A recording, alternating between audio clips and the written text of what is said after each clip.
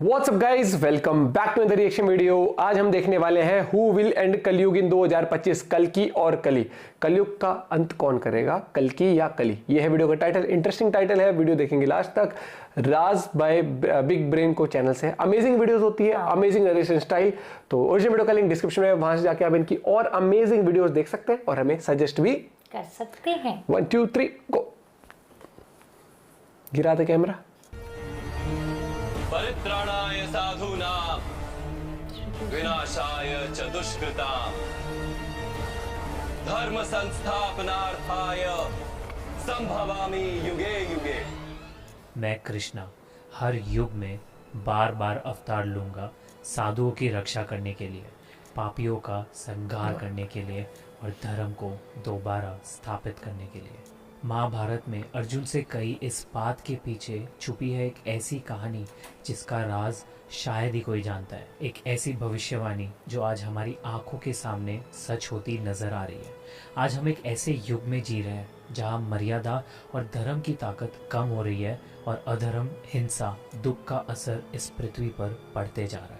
लेकिन जल्दी एक ऐसा समय आएगा जब धरती अंदर से फटने लगेगी, आसमान से तेजाब बरसेगा और मानव अपना राक्षसी रूप दिखाएगा और बहुत तब स्केरी। एक दिव्य योद्धा प्रकट होगा, सफेद घोड़े पर सवार, आग से लिपटी तलवार लिए, जिसका उद्देश्य होगा इस अंधेरे का अंत करना, इस दुनिया का अंत करना। ये कहानी है भगवान विष्णु के 10वें और आखिरी अवतार की। ये कहानी है कल्कि अवतार। कल्कि अवतार। इंट्रो बहुत गजब था, बहुत गजब। कलयुग समय चक्र के 4 युगों का आखिरी युग, घोर अंधकार और विनाश से भरा हुआ एक ऐसा समय जहाँ सत्य की आवाज़ को धोखाधड़ी से दबा दिया जाता है और पाप इतना बढ़ जाता है कि धर्म और अच्छाई का नामो निशान नहीं बचता। क्रूरता, लालच और हिंसा जैसी चीज़ों ने इंसान को अंदर से काला और खोखला कर दिया होता है। सतयुग, त्रेतयुग और द्वापर युग के बाद आज हम इसी कलयुग में जी रहे हैं। शास्त्रों की माने तो कलयुग की उम्र 4,32,000 साल है, जिसमें से 5,000 से ज्यादा साल बीत चुके हैं। और ऐसा माना जाता है कि कलयुग के पहले 10,000 साल गोल्डन पीरियड है, जहां अच्छाई और उम्मीद की हल्की किरण अब भी बची है, जहां अब भी देवताओं को पूजा जाता है और धर्म का पालन किया जाता है। लेकिन 10,000 सालों के बीतने के बाद एक ऐसा समय आएगा जब इंसानियत का घिनौना चेहरा सबके सामने आ जाएगा। एक ऐसा समाज बनेगा जहाँ कोई हमदर्दी, कोई एकता नहीं बचेगी, जहाँ पाप का बोलबाला होगा और अच्छाई का विनाश कर दिया जाएगा। इंसान इतना ज़्यादा भ्रष्ट हो जाएगा कि अपने किसी सगे का भी भरोसा नहीं करेगा। वो अपनों से ही धोखा करता जाएगा। हिंसा और लालच सब कुछ खत्म कर देगी, जिसके बाद पूरी दुनिया विनाश की कगार पर आ खड़ी होगी। लोगों के पास खाने के लिए खाना नहीं होगा, सारी नदियाँ सूख जाएंगी, आसमान में अंधकार छा जाएगा और तेजाब की बारिश होगी। धरती सूख कर अंदर से फटने लगेगी, क्योंकि कली नाम का एक खतरनाक, ताकतवर असुर जो क्रूरता, हिंसा और लालच का प्रतीक है, वो अपने चरम सीमा पर होगा। अंधकार से भरा हुआ उसका काला रंग, उसकी चमड़ी जैसे खुरीदी हुई, मुंह से निकलते हुए बड़े बड़े दांत और लालच से भरी हुई ज्वाला जैसी लाल जीभ, आग जैसी चमकती हुई उसकी आंखें और उसके शरीर से आती हुई भयानक बदबू।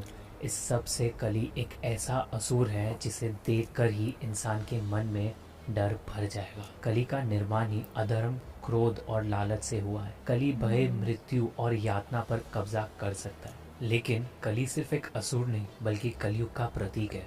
कलयुग को उसी के नाम से जाना जाता है। लालच, जलन और हिंसा उसके हथियार है, जिनका इस्तेमाल करके वो लोगों को अपने वश में करता है और उन्हें अपना भक्त बनाता है। ऐसा माना जाता है कि कली आगे चलकर इतना ताकतवर हो जाएगा कि इंसान देवताओं को छोड़कर कली की पूजा करने लगेंगे। कली के कहने पर लोग पूजा करने के लिए तैयार हो जाएंगे। इसका असर उनके शरीर पर पड़ेगा। मनुष्य की शक्ल धीरे धीरे एक भयानक रूप ले लेगी। उनकी शक्ल एक नरभक्षी राक्षस जैसी बन जाएगी। वो हिंसक हो जाएंगे और किसी को भी मारकर उनका मांस खाएंगे। कली का असर इतना गहरा होगा कि चारों ओर विनाश का माहौल होगा। हर जगह चोरी, चकारी, लड़ाइयाँ, खून खराबा होगा। ये दुनिया अपने आप को पूरी तरह तबाह करने के कगार पर पहुंच जाएगी। और जब ऐसा होगा तब विष्णु जी अपना 10वां अवतार लेंगे और कल्कि के रूप में इस धरती पर जन्म लेंगे। वो देवदत्त नाम का एक सफ़ेद घोड़े पर सवार, सूर्य की किरणों जैसी चमक, हाथ में एक उज्जवल तलवार होगी और उनके शरीर से उभरता हुआ एक तेज होगा। उनकी गहरी आंखें होगी जिनमें ऐसी दृष्टि होगी जो किसी के भी दिल में झांक कर उनके अंदर की सच्चाई को देख लेगी। उनका चेहरा साक्षी होगा उनके दृढ़ संकल्प का और उनका शरीर एक महान योद्धा जैसा होगा जो उनके बल और साहस का प्रतीक होगा। भगवत पुराण में लिखा गया है कि कल्कि इतने शक्तिशाली होंगे कि वो बड़ी आसानी से लाखों की तादाद में दुष्टों का खात्मा कर पाएंगे, किसी दुष्ट राजा के पूरे राज्य को एक झटके में खत्म कर सकेंगे। कल्कि पुराण में बताया गया है कि कलयुग खत्म होने के कुछ ही साल पहले बैसाख महीने की पूर्णिमा के 12 दिन बाद कल्कि का जन्म होगा। कल्कि का जन्म उत्तर प्रदेश के संभाल नाम के एक गांव में होगा, जहाँ एक ब्राह्मण विष्णु यासा उनके पिताजी होंगे और सुमति उनकी माँ और उनके 4 भाई होंगे जो उनके मिशन को पूरा करने में उनका साथ देंगे। उनका मिशन कली का संहार करके कलयुग का अंत करना, अधर्म का नाश करना और धर्म की स्थापना करना होगा। कल्कि नहीं पता था मेरे को लेकर आएंगे, लेकिन उनका रूप होगा एक योद्धा का। ऐसा माना जाता है कि कल्कि अवतार की मदद करने के लिए 7 चिरंजीवी आएंगे जो सदियों से अपना कर्म पूरा करने के लिए और कल्कि अवतार से मिलने का इंतजार कर रहे हैं। हनुमान, वेदव्यास, परशुराम, राजा बाली, अश्वत्थामा, विभीषण और गुरु कृपाचार्य। वेदव्यास, गुरु कृपाचार्य और अश्वत्थामा उनके पैदा होने के समय उनका दर्शन करने आएंगे और वो ही उनका नामकरण करेंगे। कल्कि, जिसका एक मीनिंग संस्कृत वर्ड कल्का से डिराइव किया गया है, जिसका मतलब है गंध, यानी कल्कि वो है जो इस धरती से सारी गंदगी का सफाया करेंगे। कल्कि का और एक मीनिंग है समय का अंत, यानी वो जो समय के अंत तक रहेंगे। इसके अलावा परशुराम उन्हें अपने शरण में लेंगे और उन्हें सारे वेद पुराण शास्त्र चलाना जैसे 64 ज्ञान देंगे। इसी तरह ये सारे चिरंजीवी किसी न किसी तरीके से कल्कि अवतार का उद्देश्य पूरा करने में मदद करेंगे और इस तरह कली के संहार की तैयारी होगी। जब युद्ध का समय आएगा उस दिन आकाश में गरजते हुए बादल होंगे, पूरी पृथ्वी पर सन्नाटा फैल जाएगा। ऐसा लगेगा मानो सब कुछ रुक गया हो। आखिरकार कल्कि अपने दिव्य सफ़ेद घोड़े पर सवार तेज तलवार लिए कली की नगरी में प्रवेश करेंगे अधर्म का अंत करने के लिए। युद्ध भूमि में कदम रखते ही उनके अंदर से एक तेज रोशनी बाहर आएगी और उनका दिव्य रूप चमक उठेगा। वहीं दूसरी तरफ कली अपने भीषण असुर रूप में अपनी पूर्ण शक्ति लेकर खड़ा होगा और फिर शुरू होगा एक महायुद्ध। कली भी अपनी सारी शक्तियाँ और अपने सारे दूतों के साथ कल्कि पर हमला करेंगे। ये युद्ध इतना घमासान बन जाएगा कि धरती कांप उठेगी। सारे देवी देवता युद्ध देखने के लिए उपस्थित होंगे।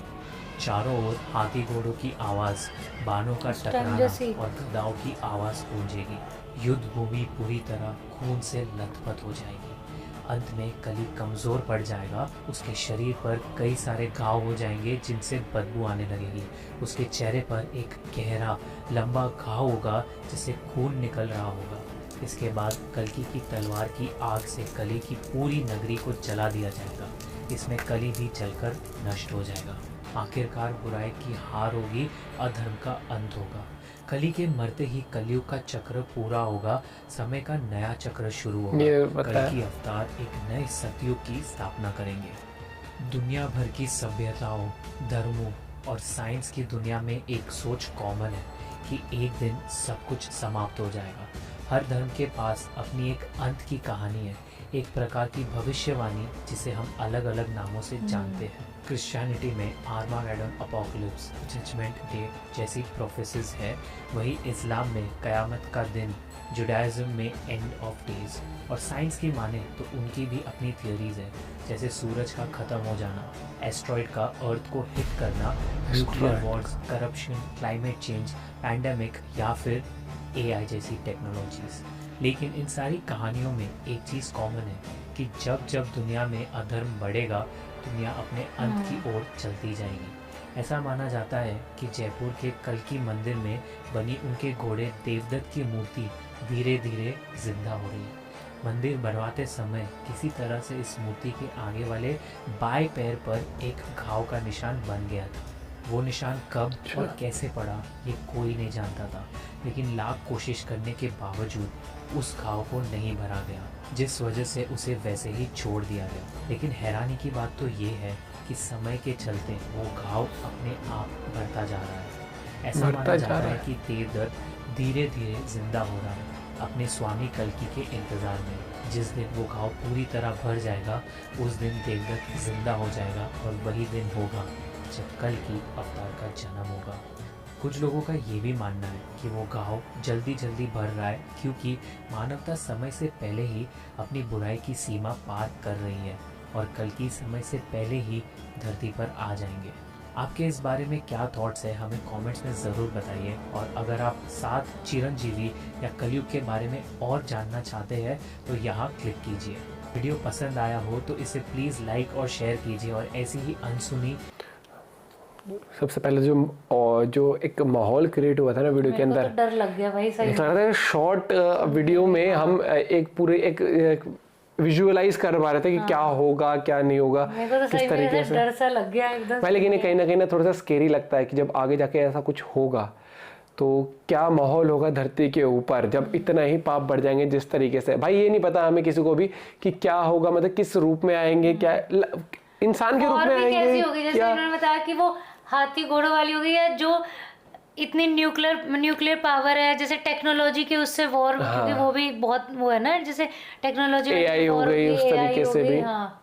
लेकिन ये चीज तो इन चीजों से एक चीज जरूरी है समझ लें सब लोग कि भाई पाप मत करो, बुराइयां मत करो। जानवर कैसे आप बोल रहे हैं जब आधा कलयुग वो भी हो गया, पाप मत करो। नहीं मतलब कि छोटी छोटी चीज तो हम कर ही सकते हैं यार, मतलब भाग दौड़ भरी जिंदगी है, कमाने के लिए हम निकलते हैं, पैसा कमाते हैं, हर चीज करते हैं, लेकिन एटलीस्ट किसी को उस तरीके से हर्ट ना करें, एटलीस्ट किसी को फिजिकली हर्ट ना करें। जो अगर हमें आसपास जानवर दिखते हैं तो कोशिश करें कि अगर उनको खिला भी नहीं पा रहे तो उनको ऐसे मतलब कि मारे ना। जैसे एग्जांपल अभी हाल ही में इसने दिया था कि वो कौन था, वो जो जिसने केले खा लिए थे किसी की रेडी से। अभी 2-3 दिन पहले एक वीडियो आई हुई थी, वो था बैल ने किसी के उससे, मतलब ऐसे पता नहीं गोडाउन सा था क्या, उसमें से ऐसे इतना सा खुला हुआ था, कुछ उसे देखा केला था या कद्दू कुछ ऐसे था, फल या कुछ था, सब्जी उठा के।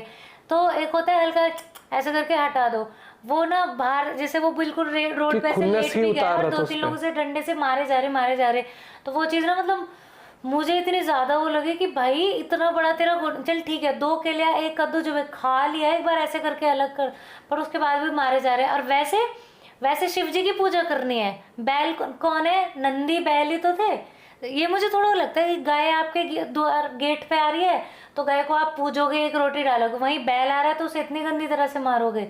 मैं ये कहता हूँ अगर इंसानों से भी नफरत होती है तो हम ऐसा तो नहीं है कि उनको पीट देते हैं। हाँ। नहीं करनी बात, साइड से रास्ता लेके चले गए। और पता है इसमें क्या होता, अगर क्योंकि भाई बैल भारी हो, अगर पलट के उसने छूट जाता वो करता तो उसके ऊपर आ जाता कि बैल था, पागल था, मार दो, गोली मार दो, ये कर दो, वो कर दो। मुझे डायलॉग आता है, मुझे वो डायलॉग याद आता है जिसको थोड़ा सा अगर मैं चेंज करूँ ना कि हम इंसान हमारे साथ ऐसे ही होता है, करते हैं ना, मैं बता रहा हूँ कि हम इंसान है, हम ऐसा करते हैं तभी हमारे साथ ऐसा कभी आगे जाके मुझे लगता है गड़बड़ होएगी। इसे भाई सोच बदलनी चाहिए, अच्छे इंसान बनना चाहिए, जितना हमारे हाथ में एटलीस्ट उतना तो करें। बाकी तू मैं चुगली ये सब अलग चीज होती है। ये मुझे लगता है ये पाप नहीं है, रियल पाप यही है कि किसी को इस तरीके से हर्ट कर देना या किसी को मुझे सबसे ज्यादा लगता है कि इंसान कैसा भी हो ना, बेचारा बोल बतला के बोल दे कि भाई ये दिक्कत है। जानवर पे तो मुझे बहुत ही वो है कि क्यों, मतलब इन्हें क्यों ही सताना, क्यों करना इन्हें परेशान।